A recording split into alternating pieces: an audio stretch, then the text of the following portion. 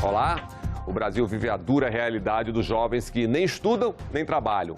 Mas e quando o mercado abre vagas e elas não são preenchidas? Porque isso chamamos de mão de obra não qualificada. No campo da tecnologia, por exemplo, cursos técnicos e profissionalizantes podem e devem aquecer o mercado de trabalho. Mas não é o que acontece ou o que está acontecendo.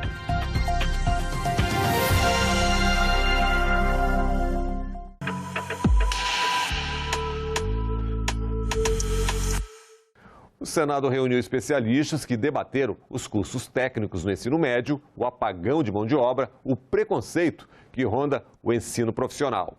E para começar, uma certeza: quem fez, aprovou. Fiz um teste, eu tinha 12 anos, e fiz um teste no Senai, Caxias do Sul, Escola Senai Nilo Peçanha, que eu tenho o maior orgulho de falar até hoje. E a partir do meu curso técnico, eu, de imediato, depois de formado, passei a ganhar 5, 6 salários mínimos. Eu não ganhava um, como vendedor de flores, né? Nem todos os brasileiros e brasileiras tiveram a oportunidade de passar por uma formação profissional, passar pela educação profissional e tecnológica no país, como o senhor e como eu também, que sou egressa da instituição que hoje eu sou reitora. Sou egressa da antiga Escola Técnica Federal da Bahia, técnica em eletrônica, e essa experiência pedagógica dentro dessa instituição transformou a minha vida. Eu também sou fruto da educação profissional, né? Eu fiz o curso de magistério. Das minhas 4 filhas, as 2 que eu tenho também, que hoje já são arquitetas, também passaram pelo Instituto Federal. Então, eu conheço bem de perto a questão da educação profissional. Vamos conhecer agora um pouco da realidade da educação profissional no Brasil. Pelos números, somos pouco mais de 2 milhões de alunos matriculados no ensino técnico. Mas nós temos 50 milhões de jovens em idade para estar no mercado de trabalho. E a meta estipulada pelo PNE, o Plano Nacional de Educação, para 2024, portanto, logo aí, ano que vem, é de 5 milhões de matrículas. E enquanto na União Europeia 43% dos estudantes do ensino médio também estão matriculados em algum curso técnico, no Brasil, esse percentual é de apenas 9%. É praticamente nada mediante a realidade do mundo que vocês vão ver agora. A Alemanha possui 89% dos seus jovens cursando o ensino técnico. A Holanda, 98%. A Itália, 80%. A França, 96%, Portugal, 83%, a Áustria, 89%, sendo a média dos países integrantes da OCDE, em torno de 70% da sua juventude faz o curso técnico, estuda nesse curso técnico. O que o censo revelou de matrículas na educação profissional técnica, 2.069.000, só que a meta estabelecida pelo Plano Nacional de Educação, para ser cumprida no próximo ano, né, no início do próximo ano, óbvio, a meta é gigante. 4.808.838 alunos. Veja, em 2002 nós não tínhamos nem a metade. Então, o Brasil precisa fazer um esforço gigantesco para que esse quadro mude. Apenas 9% dos jovens brasileiros se matriculam em cursos técnicos, completamente diferente do que acontece nos países desenvolvidos, nos países da OCDE, que há muitos anos entendem que a formação do jovem em cursos técnicos faz a diferença na vida daquele jovem, como nós vimos aqui 2 exemplos, o do senador e o do presidente da República. 28% é a taxa de desemprego dos jovens, sobretudo por que razão? Pela falta de qualificação profissional. A meta 11 do PNE tinha a intenção de triplicar as matrículas da educação profissional técnica de nível médio, ou seja, éramos para estar hoje já na casa dos 5 milhões de matrículas no ensino profissional de nível médio. Infelizmente, nós chegamos aí à casa dos 2 milhões e já planejando um novo PNE, significando, então, que não conseguimos atingir a meta estabelecida nem os objetivos. E quando se fala em cursos técnicos e profissionalizantes, temos que pensar em dois atores, o público e o privado, e como a conjunção entre ambos pode fortalecer a educação profissional. Eu aposto nessa parceria público-privada, incentivo muito as empresas que já têm ensino técnico dentro das empresas. Eu visitei o Marco Polo, no Rio Grande do Sul, que é a minha cidade natal, e muito interessante a formação que eles dão para os jovens lá dentro da própria empresa, né? Mas tudo dentro da legalidade. Você sabe que na rede privada estão os provenientes, os integrantes das classes C, D e E. Por quê? Porque os cursos oferecidos na rede privada, eles são muito alinhados com a demanda do setor produtivo. As redes públicas têm algumas dificuldades, por exemplo, com tecnologias, com laboratórios mais refinados, não é? Com professores. Acho que as empresas têm que estar junto das instituições de educação profissional pública e privada. E aí, qualquer política pública, senador, na minha visão, tem que ser dialogada e suportada pelas empresas com a coordenação do Estado. E isso eu tive a oportunidade de ver na Coreia do Sul agora, e eu vejo que é possível, com parceria público-privada, mas com foco na demanda e com a participação das empresas. As leis e os cursos profissionalizantes. O contrato de aprendizagem está previsto na CLT, a Consolidação das Leis do Trabalho. Já a LDB, a Lei de Diretrizes e Bases da Educação Nacional, tem um capítulo dedicado à educação profissional e tecnológica. E agora, mais recentemente, o Congresso aprovou e já virou lei a alteração na própria LDB, estabelecendo o prazo de 2 anos para que o país ganhe uma política nacional de educação profissional e tecnológica.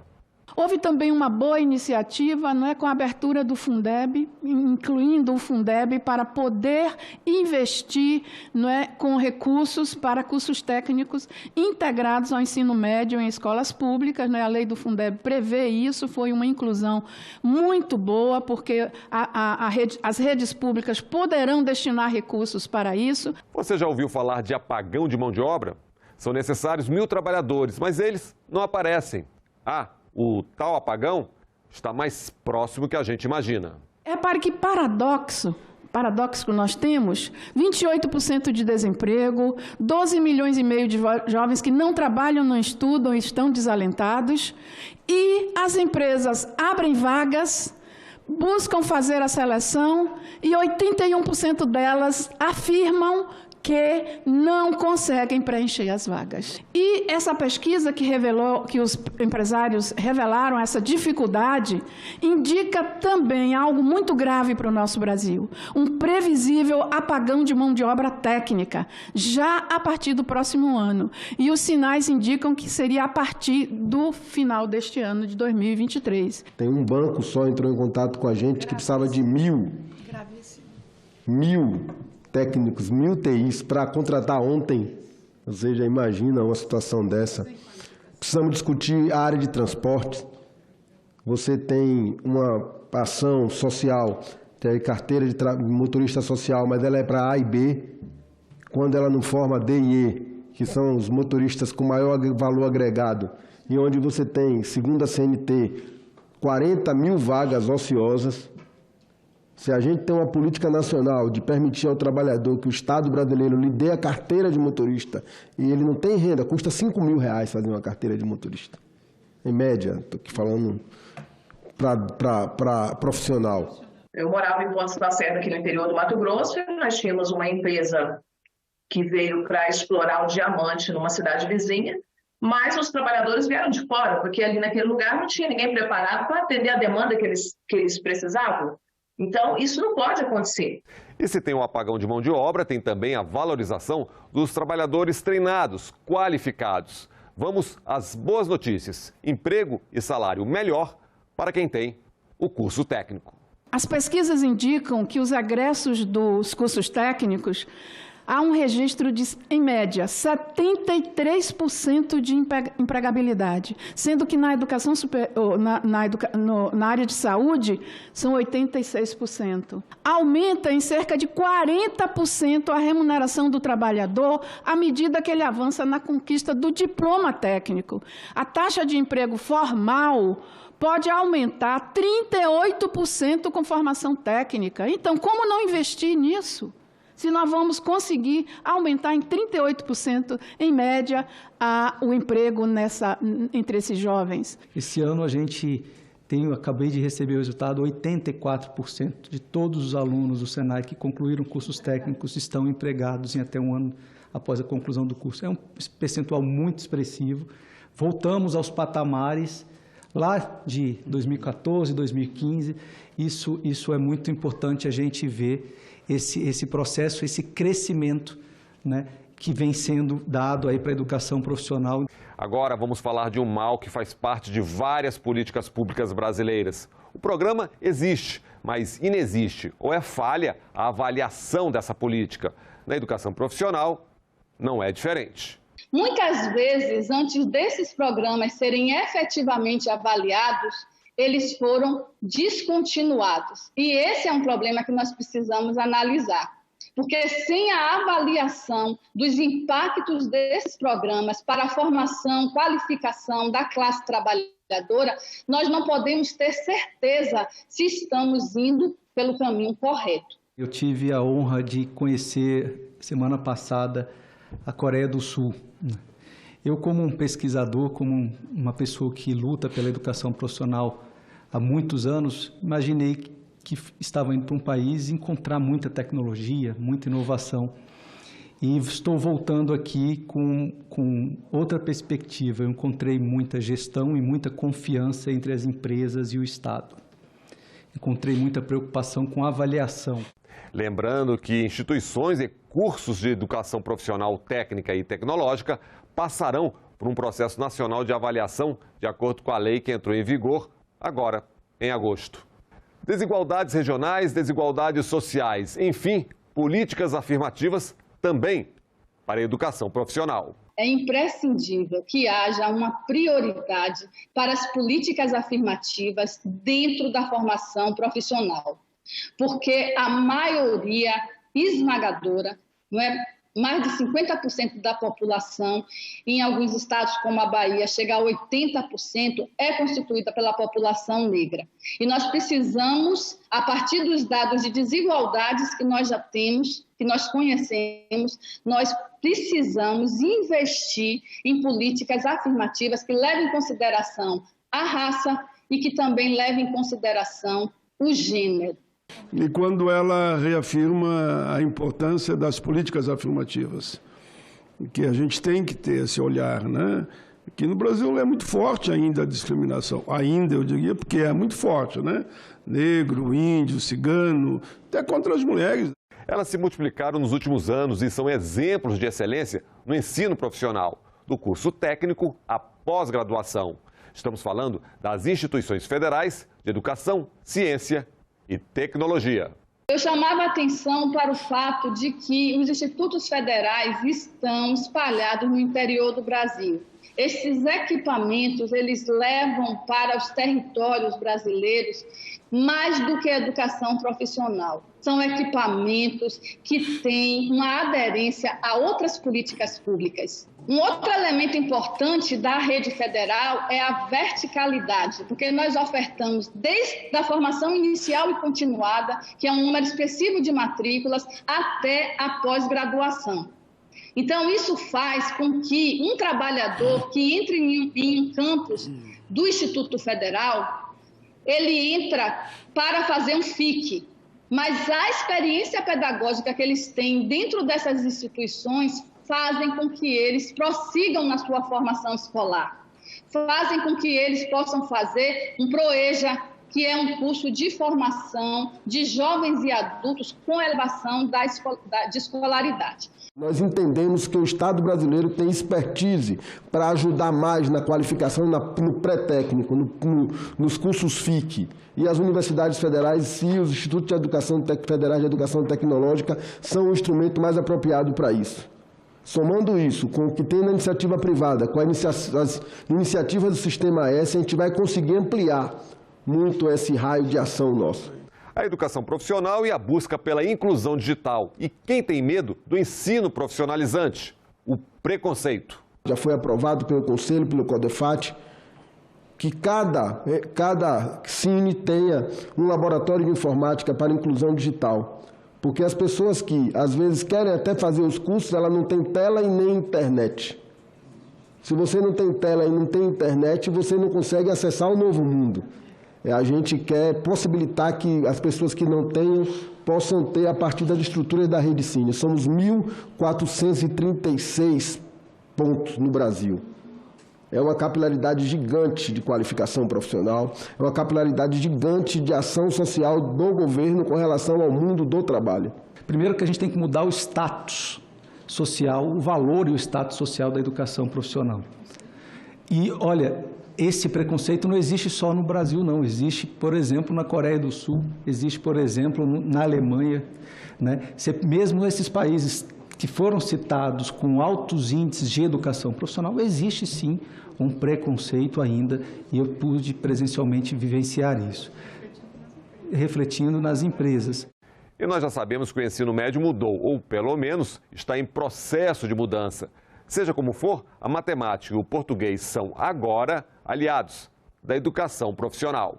Eu só queria trazer esse último dado da PNAD contínua aqui, que 40% dos jovens que evadem o ensino médio, eles evadem para poder trabalhar. Eu acredito muito que a aprendizagem, isso foi colocado aqui pelo Magno, secretário Magno, a aprendizagem é uma oportunidade para que a gente emancipe o jovem durante o ensino médio. Nós temos que pensar, senador, numa proposta de ensino médio que atenda os trabalhadores, os jovens trabalhadores e os adultos que não tiveram condição de concluir a sua formação no ensino médio, né, a sua educação profissional. Esse formato que está sendo ofertado nas escolas, na rede pública, não contempla e ela não se encaixa, nem pode ser chamada de um ensaio de formação profissional tecnológica para atender os nossos estudantes. Acho que está muito longe disso, foi um viés totalmente atravessado.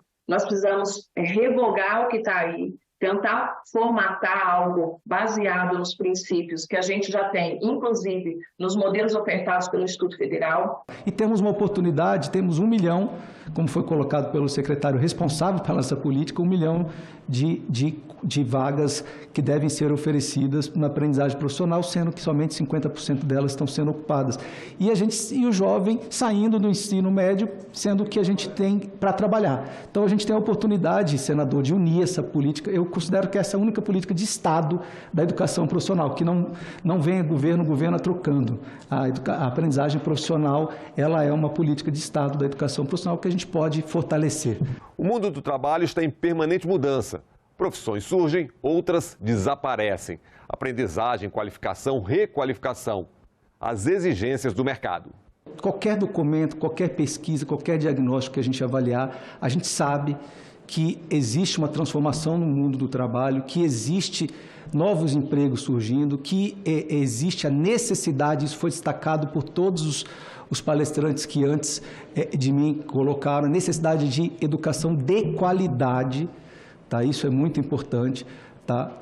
Para o mercado de trabalho e atualizada, e que esse problema é um problema não só no Brasil, é um problema no mundo inteiro, é a necessidade de qualificar, requalificar e aperfeiçoar os trabalhadores. Nós precisamos pensar a qualidade dessa formação. Qual é a qualidade dessa formação? Nós vamos pensar uma organização curricular que dê conta dessa formação geral, mas que traga uma formação técnica humanizada, pensando o mundo do trabalho e não só o trabalho puramente.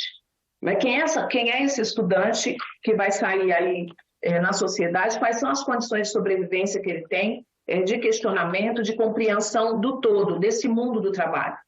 Quer estudar, mas precisa trabalhar. Trabalha e é incentivado a continuar os estudos ou a voltar aos bancos escolares. O incentivo chama-se Bolsa Estudantil. Fui pai muito jovem. E aí você olhava um filho pequeno em casa, você estuda ou trabalha? Você vai procurar renda, a sobrevivência. Como é que você faz? Mas se a educação lhe dá alguma coisa, você entende ali, não, pelo menos a minha hora extra. Ou seja, você vai querer ir à noite fazer um curso técnico se você tiver uma bolsa. Você vai lá, é prático, é objetivo, você atrai a juventude que está lá, que às vezes trabalha de Uber de dia, mas que quer ser um tecnólogo. Ele vai, se ele tiver bolsa, ele vai, mas sem bolsa não vai. Então, nós vamos pensar uma escola que acolhe esse jovem trabalhador e que realmente, de fato, ele tenha condição de garantir a sua terminalidade. Então, sem bolsa, permanência, nós não vamos conseguir garantir. Logo que eu cheguei aqui, sempre defendendo o ensino técnico, eu apresentei um projeto de bolsa de emergência, espelhado na minha vida lá embaixo. Quando eu vim lá embaixo, eu digo lá da onde eu estava antes de fazer o curso técnico, e como foi importante aquela bolsa, né?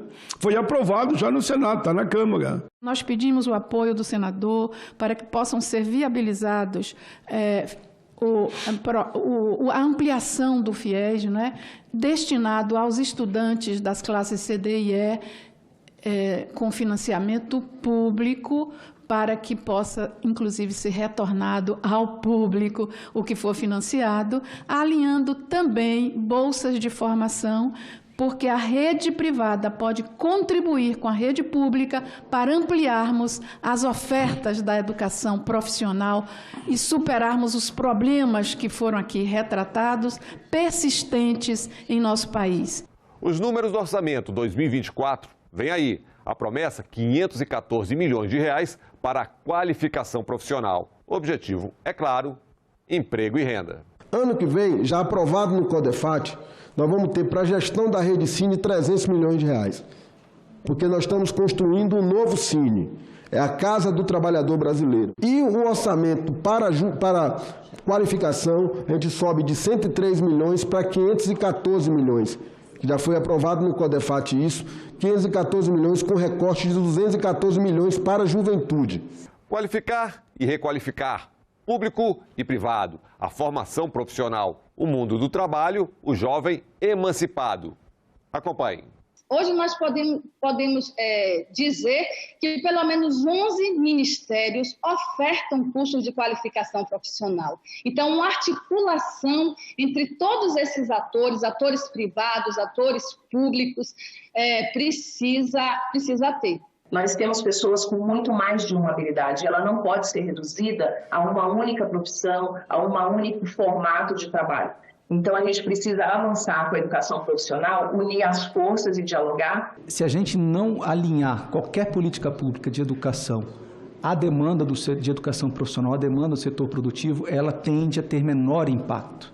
Não podemos esquecer daqueles que têm capacidade produtiva e que não se atualizaram profissionalmente e por isso estão desempregados também.